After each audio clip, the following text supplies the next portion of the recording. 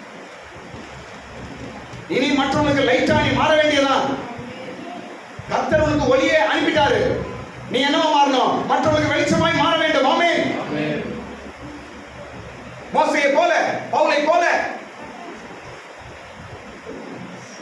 தேவனால் சந்திக்கப்பட்டு வெளிச்சமாய் இனி நீ மாற, நீ உன் குடும்பம் மாற வேண்டும். ஆமென்.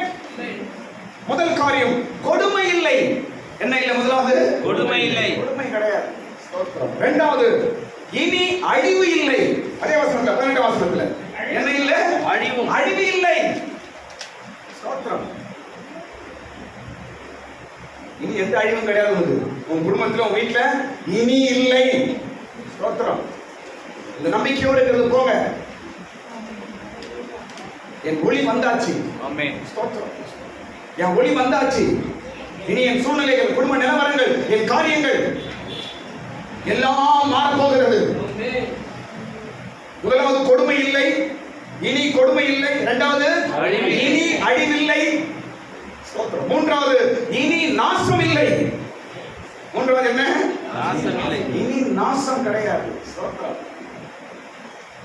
உன் ஒளி வந்தது, இனி நாசம் கிடையாது. வாழ்க்கையே நாசமாயிடுச்சு, என் குடும்பமே நாசமாயிடுச்சு, என் வீடே நாசமாயிடுச்சு சொன்னீங்களா? இனி அது இல்லையா? இனி அது இல்லை. இனி அந்த வார்த்தையும் கிடையாது, இனி அந்த காரியமே கிடையாது. ஸ்தோத்திரம். இந்த மூன்று காரியங்களை அந்த வசனம் சொல்லும்போது, இனி கொடுமையும் அழிவும் நாசனமும் நீ கேட்பதில்லை. என்ன பண்ணுறாங்க? கேட்கப்பட மாட்டாது. கேட்காத, காதிலே கேட்க மாட்டே நீ அப்படின்னு கர்த்தர் சொல்றார். நான்காவது காரியம், இனி கர்த்தர் உனக்கு வெளிச்சமாய் இருப்பார். இனி கர்த்தர் உனக்கு வெளிச்சமாய் இருப்பார். கர்த்தர் உனக்கு வெளிச்சமா இருப்பார்.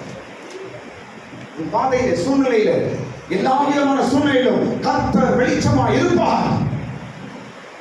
சூழ்நிலை மாறப்போது, ஏதோ ஒரு வெளிச்சத்தை நீ பார்க்க போகிறாய். ஆமென். ஏதோ ஒரு கர்த்தரின் வெளிச்சத்தை நீ காண போகிறாய்.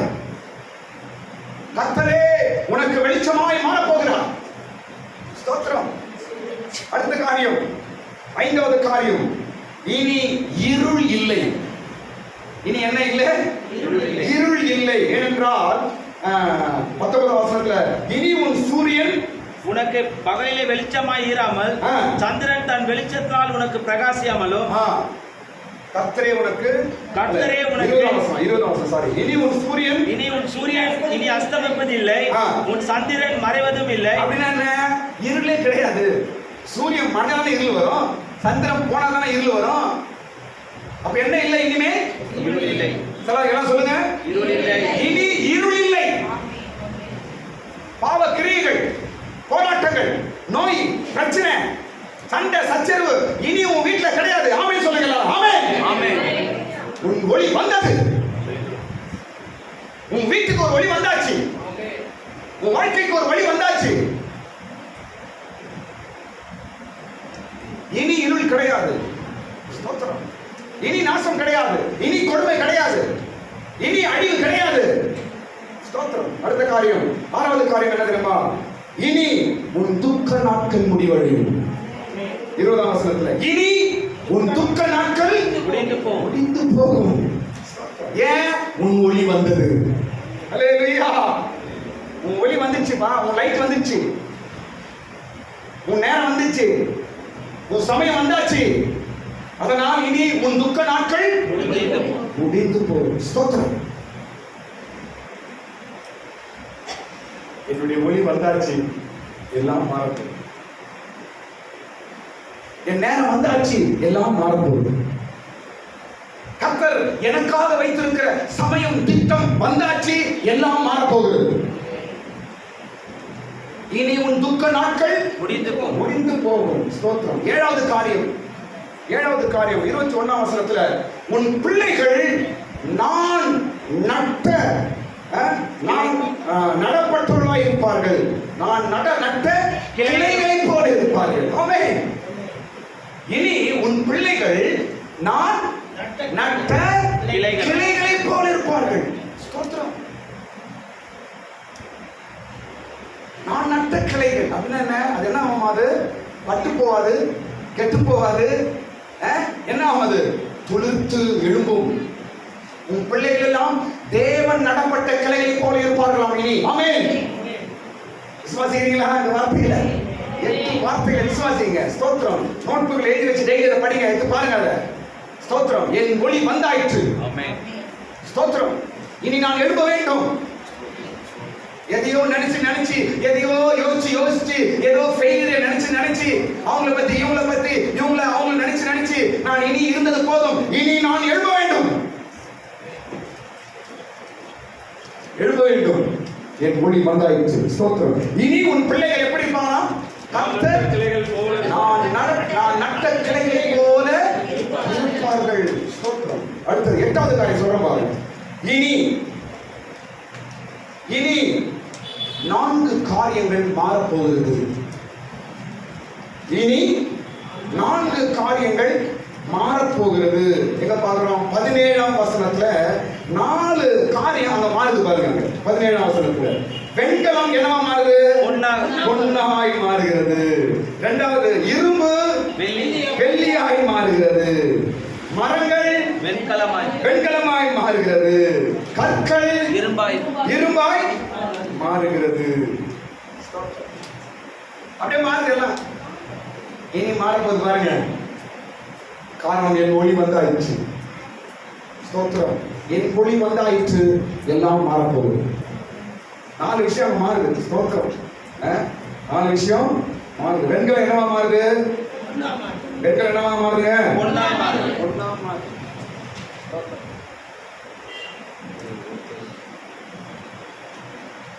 எதை அற்பமா சாதாரணமா நினைச்சீங்களோ அதெல்லாம் இனி உங்களுக்கு வேல்யூல மாறப்போகுது.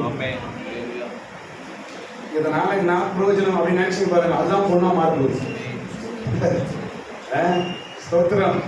இதனால என்ன யூஸ் அப்படின்னு நினைக்கிறீங்க பாருங்க. அதனால பொண்ணா மாறுது. கர்த்தர் மாற்ற போகிறார். இதையெல்லாம் தீர்க்கதரிசனமா எடுத்துக்கொள்ளுங்க. ஸ்தோத்திரம். வெண்கலம் பொன்னாய் மாறுது. இரும்பு என்னவா மாறுது? வெள்ளியா மாறுது. இரும்பு என்னவா மாறுது? வெள்ளி. வெண்கலம், இரும்பு, அதுக்கப்புறம் மரம், கல்லு, இதெல்லாம் உதவாததெல்லாம் வேல்யூ மாறுது. ஆமென். உதவாதது, மதிப்பில்லாதது என்னவா மாறுதெல்லாம் மதிப்புள்ளவைகளாய் மாறுகிறது. காரணம் ஒளி வந்தாயிற்று. நேரம் வந்தாயிற்று. கர்த்தர் உன் மேல வைத்திருக்கிற திட்டம் நிறைவேறப் போகிறது. ஆமென். ஸ்தோத்திரம். உன் வாழ்க்கையின் ஒளி, உன் குடும்பத்தின் ஒளியை கர்த்தர் அனுப்பியிருக்கிறார். ஆமென். இனி உன் வீடு பிரகாசிக்கும். ஆமென். இனி உன் குடும்பம் பிரகாசிக்கும். ஆமென். இனி உன் பிள்ளைகள் மேன்மையடைவார்கள். கர்த்தர் நடப்பட்ட கிளையை போல உன் பிள்ளைகள் இருப்பார்கள். ஸ்தோத்திரம். ஹல்லேலூயா. இனி நீ கை வைக்கிறதெல்லாம் என்னவா மாறும்? பொன்னா மாறும், வெள்ளியா மாறும். நம்புறீங்களா? ஸ்தோத்திரம். நீ கை வைக்கிறதா பொன்னாய் மாறும், அதுக்கப்புறம் வெள்ளியாய் மாறும். மரங்கள் என்னவா மாறுமா? மரம்லாம் என்னவா மாறுமா? வெண்கலமாய் மாறும். ஸ்தோத்திரம். ஒளிவு மேல வந்தாச்சா நீ கை வைக்கிறதெல்லாம் மாற போறோம். ஹல்லேலூயா. கல்லு என்னவா மாறுதுங்க? இரும்பாய் மாறும். கல்லெல்லாம் இரும்பா மாறும். ஹல்லேலூயா. கல்லெல்லாம் இரும்பாய் மாறுது. ஸ்தோத்திரம். கர்த்தர் உங்களுடைய கையின் பிரயாசங்களை ஆசீர்வதிக்க போறாங்க. கரங்களை மேல வைத்து கையை மேல வலது கை மேல வைத்து கண்ணை மூடுங்க. ஸ்தோத்திரம். இயேசு கிறிஸ்துவின் நாமத்தினால இதை நான் தேவ வார்த்தையா சொல்லுறேன். இது தேவ வார்த்தையா நான் சொல்லுகிறேன். இனி உன் கையில நீ எடுக்கிற ஒவ்வொரு காரியத்தையும் ஆண்டவர் பொன்னாய் மாற்றப் போகிறார். இனி உன் கையில் எடுக்கிற எல்லா காரியங்களும் வெள்ளியாய் மாற்றப் போகிறார். இனி உன் கையில் எடுக்கிற எல்லா காரியங்களும் எல்லாம் வெண்கலமாய் மாறப் போகிறது. எல்லாம் விலையேற பெற்றதாய் மாறப் போகிறது. எல்லாம் உயர்ந்ததாய் மாறப் போகிறது. எல்லாம் ஆசீர்வாதமாய் மாறப் போகிறது. நீ தொடுகிற காரியம், நீ எடுக்கிற காரியங்கள், நீ பிரயாசப்படுற காரியங்கள், உன் கையினால கஷ்டப்படுற காரியங்கள் எல்லாம் ஒன்றும் வீணாய் போவதில்லை. அவைகள் எல்லாம் விலை உள்ளதாய் மாற்றப் போகிறார். கையை மேல உயர்த்து. உன் கரங்களை தேவன் ஆசீர்வதிப்பாராக. இன்றைக்கு தேவ தீர்க்கதரிசன வார்த்தை உன் வாழ்க்கையில நிறைவேறட்டும். உன் ஒளி வந்தது. இதோ உன் ஒளி வந்திருக்கிறது. இனி எழும்புவார். உன் குடும்பம் எழும்பும். உன் பிள்ளைகள் எழும்புவார்கள். உன் சூழ்நிலைகள் மாறப்போகிறது. இனி எந்த நாசம் இல்லை, எந்த அழிவும் இல்லை, எந்த பயங்களும் இல்லை. இனி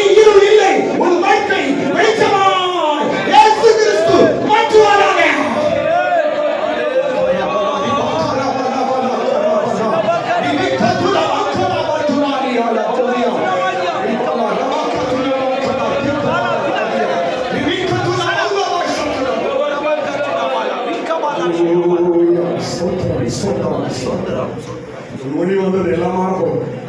ஸ்தோத்திரம். கடைசி ஒரே ஒரு காரியம் நான் சொல்லி முடிக்கிறேன். எல்லாம் சரிதான். எனக்கு கர்த்தர் ஒரு ஒளி அனுப்பியிருக்கிறார். எல்லாம் மாற போகுது.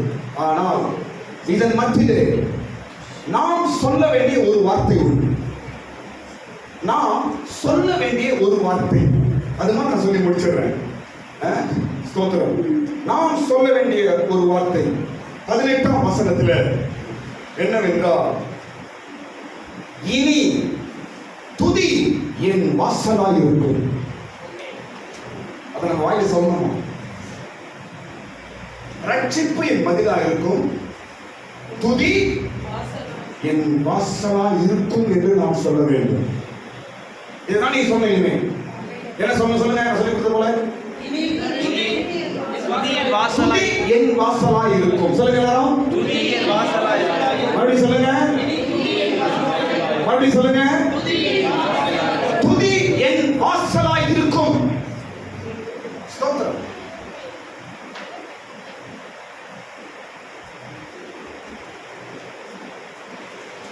உங்களுடைய துதி பல வாசல்களை இனி திறக்க போகிறது. துதிதான் என் வாசல். இனி துதிதான் என் வாசல். ஏன் வழி அடைக்கப்படுது? ஏன் அடைச்சிருக்கிறது? ஸ்தோத்திரம். துதி, ஸ்தோத்திரம் இனி அநேக வாசல்களை உங்களுக்கு திறந்து கொடுக்க போகிறது. எந்தெந்த காரியங்கள் உங்க குடும்பத்துல சூழ்நிலையில கவனிங்க. எந்தெந்த காரியங்கள் தடையாய், எந்தெந்த காரியங்கள் பிரச்சனையா இருக்குதோ அதை சொல்லி நீ ஸ்தோத்திரம் பண்ணுங்க. டோர் ஓபன் ஆகும். துதி என் வாசலாய் இருக்கும். துதி என் வாசலாய் இருக்கும். எதிர்காலத்தின் வாசல், உன் வீட்டின் வாசல், குடும்பத்தின் வாசல், வருமானத்தின் வாசல், ஆசீர்வாதத்தின் வாசல், சந்தோஷத்தின் வாசல் எல்லாமே துதியாய் தான் இருக்கும். ஸ்தோத்திரம். எது உங்களுக்கு அடைக்கப்பட்டிருக்கிறதோ அதுக்காக என்னை சொல்லி ஸ்தோத்திரம் பண்ணுவீங்க. குடும்பத்தில் எந்த காரியங்கள் மூடி இருக்கிறது, குடும்பத்தில் எந்த காரியங்கள் அடைக்கப்பட்டிருக்கிறது, வீட்டில, பிசினஸ்ல, உன் பிள்ளைகள் விஷயத்துல எந்த காரியங்கள் மூடி இருக்கிறது, அதற்காக இனி நீங்க சொல்லுங்க. இந்த வசனத்தை சொல்லி சொல்லுங்க, துதி உன் வாசலை திறக்கும். மூடப்பட்டிருக்கிற வாசல்களை உன் துதிகள் இனி திறக்க போகிறது. காரணம், என் ஒளி வந்தாயிற்று. என் ஒளி வந்திருக்கிறது. ஸ்தோத்திரம். கரங்களை மேல வைத்து ஜெபம் படிப்போம். கையை மேல உயர்த்துங்க. உன் ஒளி வந்தது. இன்றைக்கு தீர்க்க தரிசனமாய் ஒரு வார்த்தையை கர்த்தர் பேசுகிறார். எழும்பி பிரகாசி, உன் ஒளி வந்தது. மோசேயை உயர்த்தின ஒளி, பவுலை உயர்த்தின ஒளி, உன்னிடத்தில் அந்த